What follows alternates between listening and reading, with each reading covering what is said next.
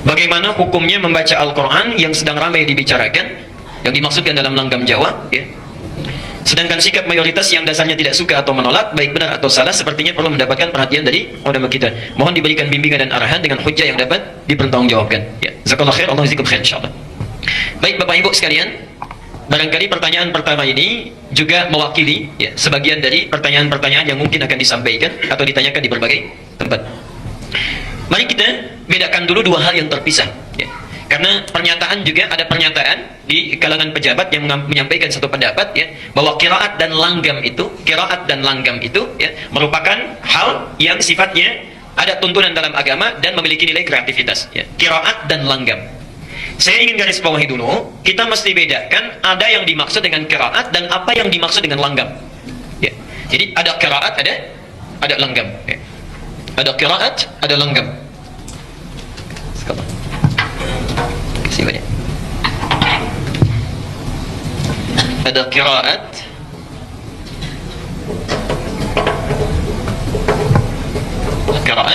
ada naghmah dalam bahasa Arab, ya, langgam, naghmah. Atau nagham dalam bahasa orang kita, nagham atau naghmah, lagu, irama.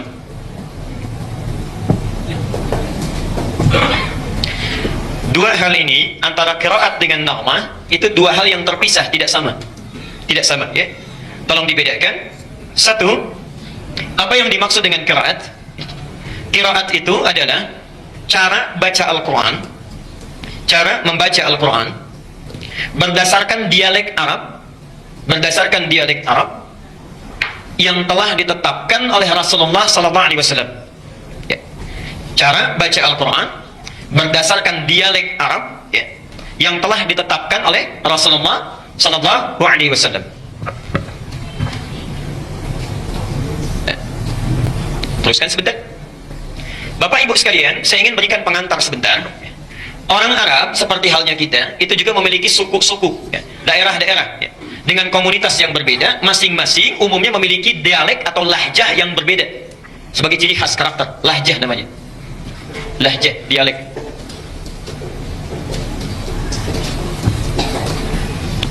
Misal, ya, tidak hanya satu lahjah, tidak hanya satu dialek, ya. Misal saya berikan contoh, sampai sekarang kalau kita main ke wilayah Palestina, kemudian Lebanon, ya, sebagian Syria, atau sampai ke Mosul di Irak, ya, atau sebagian Afrika, itu ada suku Arab yang tidak bisa mengucapkan a, misalnya e, ya, kaifa haluk, kaifa halik, madrasah, madrasah, ada, ya. Dari zaman Nabi bahkan zaman jahiliyah ada yang begitu, tidak bisa mengucapkan a, bisanya e. Jadi kalau disebutkan a, e saja, ya. Ini satu saya. Ada yang tidak bisa hum, bisanya him, ya. Atau him mereka sebut hum, ya. Bahkan ada yang nggak bisa him, bisanya himu. Ada, ya. Jadi kalau disebutkan him, adaihim, mereka adaihimu, ya. Ada yang satu suku nggak bisa adaihim, nggak bisa adaihimu, bisanya adaihum. Jadi kalau bilang adaihim, pasti adaihum, ya. Bisa. Ada yang tidak bisa menyebutkan sin, bisanya sod, ya. Jadi kalau misalnya, maaf, disebutkan sin, sirat, mereka baca dengan sod, sirat, ya. Bahkan ada yang tidak bisa sin, tidak bisa sod, bisanya pakai zai, ya. Dia baca dengan zai, zirat, ya. Masya Allah. Jadi macam-macam sukunya. Nah, dari sekian banyak dialek ini, secara umum dialek orang Arab itu terbagi pada 7 dialek. Secara umum.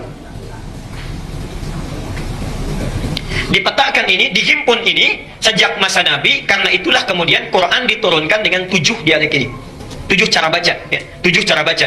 Karena itu kita kenal sampai sekarang istilah qiraah sab'ah. Ya. 7 cara baca Quran, qiraah sab'ah. Ada 7 rawinya, ya, 7 pembaca Qurannya, kemudian setiap rawi memiliki 2 qari, ya, 2 orang pembacanya. Nah, jangan dikira baca Quran itu satu model, tidak, ya.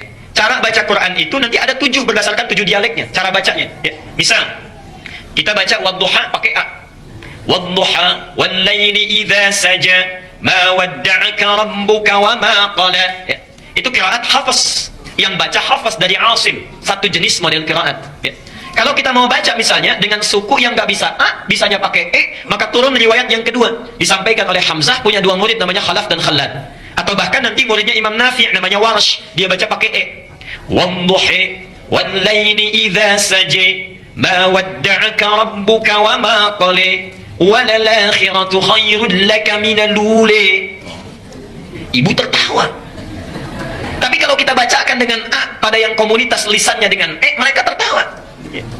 Saya pernah bacakan itu, ya, begitu datang mushaf dari Indonesia, kami mengajar saat di Tripoli, ya, saat mengajarkan wadduha, itu cekikikan tertawa. Kok begitu ya katanya bacanya? Karena mereka nggak biasa. Nggak biasa, ya, Masya Allah.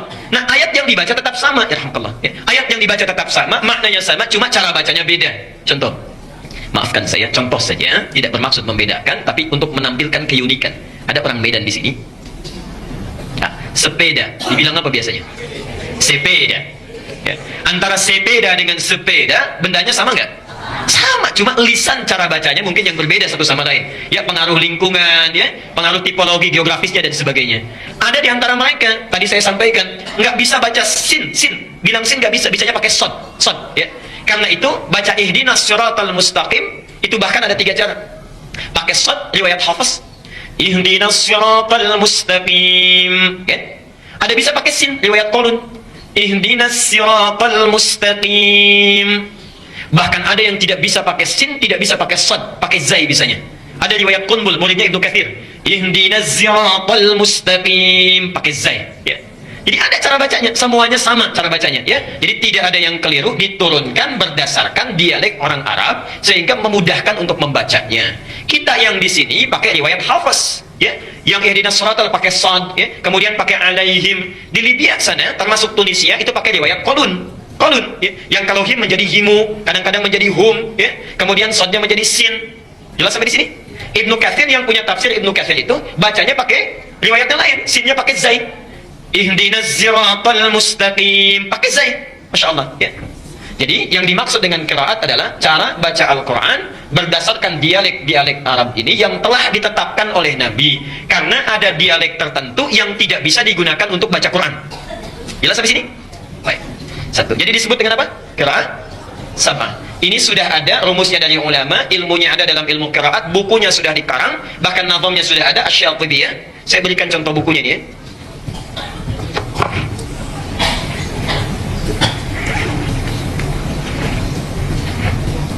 Ini, ya.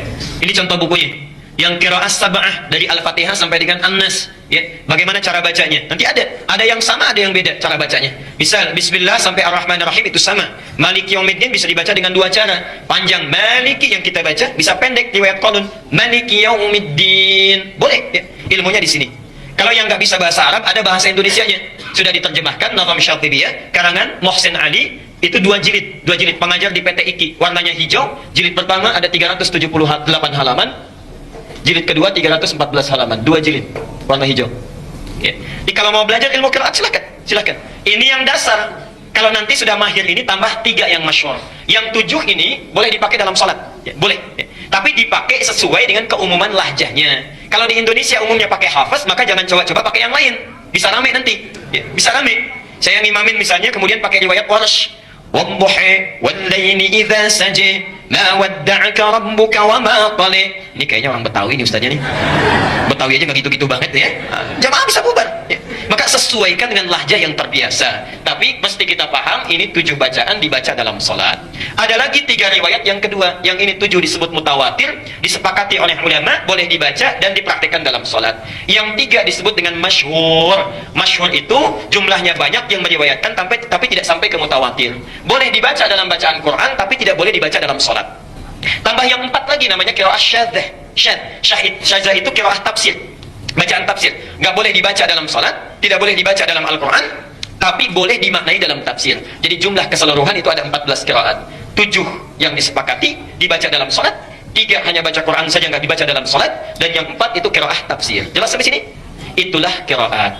Nah, dalam rangka membaca Quran, baik menggunakan 7 qiraat memilih salah satunya, semua diikat oleh satu hukum Al-Quran, warattilil Qur'ana tartila, mesti dibaca dengan tartil. Mau pakai riwayatnya Hafiz, mau pakai riwayatnya Warsh, Qalun atau Al-Bazzi atau yang lain sebagainya, semua bacaan itu mesti tartil.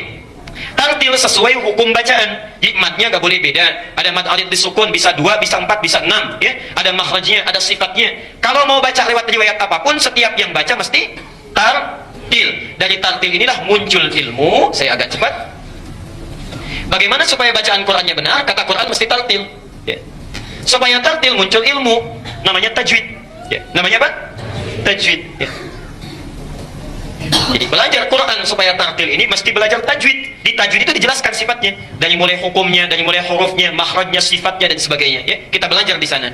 Jadi kalau Bapak Ibu mau baca Quran mesti belajar apa dulu? Tajwid dulu. Ya. Bismillah. Saya teruskan. Nah, orang yang belajar ilmu tajwid, baca Qurannya benar, ya, pasti dari setiap bacaannya itu akan melahirkan irama-irama yang khusus. Nggak mungkin nggak berirama, pasti ada iramanya. Pasti ada iramanya. Ya. Saya beri contoh misalnya ya. Kita Al-Fatihah saja, Al-Fatihah yang ringan, baik yang pakai bismillah dijaharkan atau disirkan. Bismillahirrahmanirrahim. Alhamdulillahi rabbil alamin. Ya. Baik, pasti ada iramanya. Panjangnya, pendeknya, mad tabi'i cuma 2 harakat, ya. Panjangnya sekian, iramanya sekian. Mad alif disukun pilih bisa 2, bisa 4, bisa 6.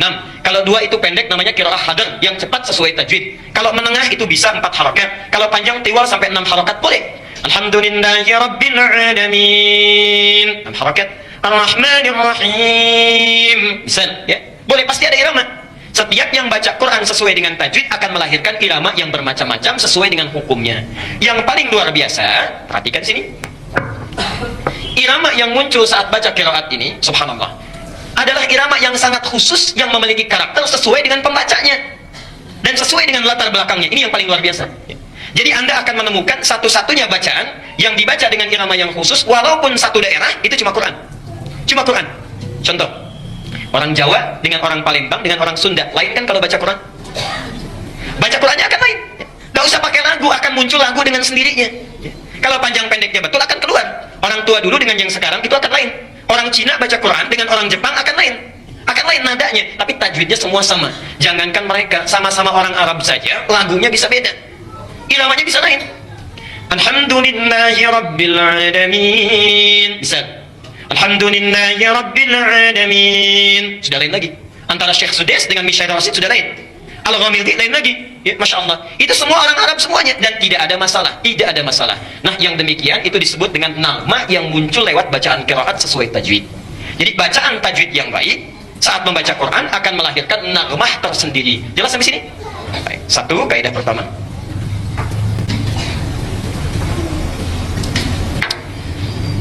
Kaidah kedua, kita teruskan dulu. Bapak Ibu sekalian, kalau kita sudah mengerti dasarnya, bahwa membaca Quran itu tidak ada lagu yang khusus, yang penting sesuai tajwid. Kalau baca sesuai tajwid akan melahirkan irama yang menunjukkan ciri khas pembacanya. Ya. Imam Masjid Al-Ihsan dengan Al-Azhar pasti lain. Ketahuan kalau imam ini pasti Masjid Al-Azhar. Ini pasti imam dari Al-Ihsan, langsung. Karena itulah, dari sejak zaman Rasulullah sampai dengan zaman kini, para ulama membuat aturan, ya. Tidak diperkenankan membaca Al-Quran itu dengan irama-irama yang sifatnya dikhususkan untuk hal di luar Quran. Misal, ada irama syair. Zaman Nabi dulu ya, bukan zaman sekarang. Zaman Nabi dulu. Dari zaman Nabi, itu selain Quran yang turun dari Allah sebagai bimbingan, ya, ada juga di kalangan masyarakat Arab yang terbiasa bernyanyi. Mereka menggunakan syair. Ya. Quran bukan lirik, Quran bukan lagu, bukan untuk dinyanyikan, tapi dibaca dan dipahami. Dan turunnya Quran sekaligus untuk menepis syair. Ya. Yuk kita lihat. Sebelum masa Islam datang, zaman jahiliyah syair sudah ada. Syaratnya syair itu memenuhi 16 rumus. Ada 16 rumus. Dikenal dengan bahr namanya, bahrun. Setiap rumusnya. Ada yang disebut dengan bahr tawil, ya. Tawilun lahu dunal bukhari fadailu, fa'ulun mafa'ulun, fa'ulun mafa'ilu, ya. Ada rajas, mustaf'ilun. Ada ramal, fa'ilatun. Dari rumus-rumus sampai ke 16 ini, di situ mereka membuat syair-syair dan ada lagunya, ada iramanya, ya. Ada nagmahnya, ada musiknya, ya. Jangan dikira syair itu tidak ada lagunya, syair itu ada lagunya, ya. Contoh, saya berikan 2 contoh saja misal. Rajas yang mustaf'ilun. Kita berikan contoh singkat. Al-Asma'i punya qasidah namanya Sautus Safiril Bulbuli. Ini hebatnya orang Arab. Lihat benda saja itu bisa membuat syair. Sautus Safiril Bulbuli hayyaja qalbi thamiri al-ma'u wazrahu ma'azahri lahzul muqali fa anta ya sayyidi wa sayyidi wa mawladi fakam tayammuni uzayyirun uqayqali qataftuhu min wajnatin min fi'li hadha ar-rajuli faqala la faqad ghada muharwili wa wal walad wali ya waylali faqultu la tuwalbili fabayyinu lu'ali qalat lahu hina kadha in harwadid dhul muqali kahatan kakailali tattabi tabuli. Nah, itu ya enggak apa-apa silakan. Itu yang mereka karang untuk menyanyikan supaya unta itu biasanya jalannya cepat ya.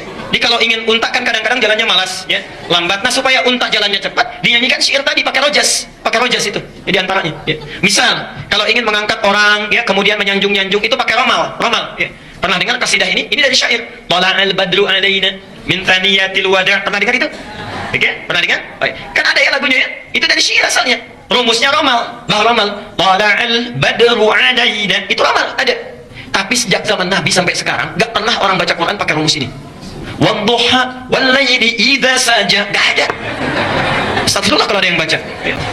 Tidak ada yang baca karena bukan tempatnya ya. Jadi zaman Nabi saja orang jahiliyah sudah paham, pemusik gak pernah menggunakan not balok musiknya untuk menggunakan bacaan Quran karena memang lain ya. Jadi mereka sudah punya rumus khusus, ilmu yang khusus. Kalau Anda jurusan bahasa Arab ya, misalnya kuliah jurusan bahasa Arab, itu ada pelajarannya namanya ilmu arud ya. Saya berikan contoh bukunya. Nah, ini kitabnya ya. Ini kitabnya ilmu arud ya. Ada di sini semua cara bikin syair ya. Yang Anda belajar bahasa Arab di pesantren-pesantren Alfiyah itu kan dari sini rumusnya ya. Rumus Rajas. Ibnu Malik itu membuat 1000 syair untuk mempermudah belajar bahasa Arab. 1000 bait itu disebut dengan nazam namanya. Kalamun lafdhun mufidun kastaqim wasmun wa fi'lun thumma harfunil kalim wahiduhu kalimatun wal qawlu am wa kalimatun biha kalamun qad yu'am bil jarri wa tanwini wan nida wa al wa musnadin lil ismi tamyizun hasar bi tafa'alti fa'atu atat wa ya if'ali wa nun iqbalanna fi'lun yanjali. Ada semua ya. Kalau orang pesantren pasti belajar itu untuk belajar nahwu dan sarafnya. Jadi ada di sini. Jadi dari dulu pun zaman Nabi sudah ada rumus-rumus untuk membuat nyanyian, tapi tidak pernah dipakai melagukan Quran. Karena itulah sepakat para ulama, perhatikan, lagu-lagu yang sekiranya dikhususkan nagmah atau langgam dalam bahasa kita, yang dikhususkan diketahui menjadi ciri khas musik tertentu, dipergunakan pada hal tertentu, maka tidak boleh diperkenankan untuk dijadikan bacaan Quran. Karena itulah di awal abad ke-20 para ulama ahli qiraat berkumpul memilih jenis-jenis nagmah untuk dipelajari yang tidak pernah digunakan pada musik. Muncullah pertama kali alirannya di Mekkah, disebut dengan aliran Makawi atau Makki ya. Makki atau Makawi. Masya Allah. Ada jenis nagmahnya ya. Misal kita pernah dengar misalnya ada nada-nada Hijaz ya, Nahawan ya, dalam baca Quran. Dalam baca Quran ada Hijaz, ada Nahawan dan sebagainya ya. Itu asalnya dari Mekah awal abad ke-20. Disempurnakan di Mesir. Munculnya para qari terkenal, Syekh Abdul Basit Abdul Samad, Syekh Husaidi, lalu membuat rumus-rumus yang singkat. Ada disebut bayati, dibagi lagi ada bayati qarar ya. Kemudian misalnya ada bayati apa lagi yang pernah didengar? Bayati asli, bayati qarar ya. Ada kemudian soba, ada kemudian Hijaz, ada kemudian Nahawan, macam-macam. Dan di kita kemudian dipopulerkan di awal abad ke-20. Yang ikut aliran Makawi misalnya ada Syekh Sya'rani ya, Kiai Haji Arwani, itu ada ya. Yang ikut aliran Misri, aliran Mesir ya. Ada Syekh Muhammad Mukti Ali, Syekh Basori Alwi, itu ada ya. Sampai dengan sekarang dipelajari dan melahirkan qori-qori internasional seperti Muammar ZA dan sebagainya. Itu dari sini asalnya ya. Dan tidak pernah mengambil dari nagom-nagom yang dikhususkan untuk musik atau hal tertentu. Jelas sampai di sini? Nah, jadi kalau ada pertanyaan bagaimana hukumnya melakukan Quran dengan langgam-langgam khas musik, maka hukumnya tidak diperkenankan. Itu pandangan saya. Tidak diperkenankan. Apalagi membawa hukum tajwid kepada lagu, itu sudah salah total. Sudah salah total ya. Saya kira dari dulu sampai kemarin-kemarin itu belum pernah ada yang demikian kreatifnya ya. Sampai kemarin-kemarin. Ya.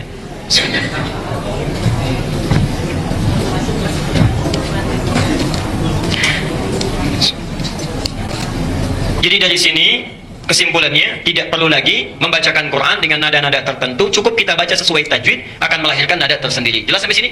Ya. Jadi tidak perlu ada langgam Sunda, langgam Jawa, langgam Sumatera, langgam Banten, itu tidak perlu ya. Tidak perlu, cukup baca sesuai tajwid memunculkan bacaan yang khusus ya. Ya. Baik. Sebelum saya teruskan Bapak Ibu sekalian, hati-hati dalam menempatkan sesuatu. Hati-hati dalam menempatkan sesuatu. Tidak kita mudah bisa mengatakan kalau ini sifatnya misalnya A bisa dimasukkan pada yang lainnya. Misal mentang-mentang ada syariah, semua ingin dijadikan syariah. Wah, sudah ada bank syariah, ada hijab syar'i, ada koperasi syariah. Sekarang saya mau bikin karaoke syariah, misalnya nggak bisa. Ya. Tepat sesuai tempatnya, nggak bisa kita letakkan satu kalimat pada kalimat yang tidak wajar. Ya. Jadi jangan aneh-aneh lah. Kalau sudah ada yang jelas, jangan jadi yang tidak jelas. Ya.